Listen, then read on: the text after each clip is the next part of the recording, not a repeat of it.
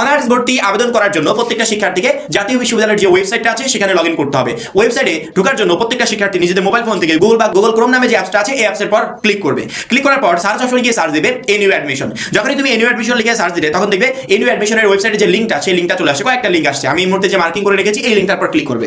যখনই এই লিঙ্কে ক্লিক করলে তখনই তুমি জাতীয় বিশ্ববিদ্যালয়ের যে মেইন সাইট সেই সাইটে তুমি লগ ইন করবে এবং হোম পেজটা দেখতে পাবে। যখনই তোমার সামনে হোম পেজটা চলে আসলো, এই হোম পেজ থেকে প্রত্যেকটা শিক্ষার্থী অ্যাপ্লাই নাও অনার্স যে অপশনটা আছে মার্ক করা এই অপশনের উপর ক্লিক করবে। যখনই তুমি অ্যাপ্লাই নাও অনার্স অপশনের উপর ক্লিক করলে তখনই তোমাকে 1 নাম্বার স্টেপে নিয়ে যাবে, যেখান থেকে অনার্স ভর্তি আবেদনের টোটাল স্টেপগুলো সম্পন্ন করতে হবে। এখানে দেখো টোটাল 5টা স্টেপ আছে। যখনই তোমার সামনে এই অপশনগুলো আসবে, অর্থাৎ roll number, registration number, board, passing ইয়ার, সেই সাথে HSC roll number, registration number, board, passing ইয়ার, এখানে প্রত্যেকটা অপশন তোমাকে পূরণ করতে হবে। এসএসসির ইনফরমেশনে এসএসসির যে ইনফরমেশনগুলো চেয়েছে সেগুলো দিবে, এইচএসসির অপশনে এইচএসসির সকল ইনফরমেশন দিবে। যখনই তুমি ইনফরমেশন দিলে তখনই নেক্সটে ক্লিক করবে। নেক্সটে ক্লিক করার সাথে সাথে তোমার সামনে অপশন 2 অর্থাৎ স্টেপ 2 চলে আসবে।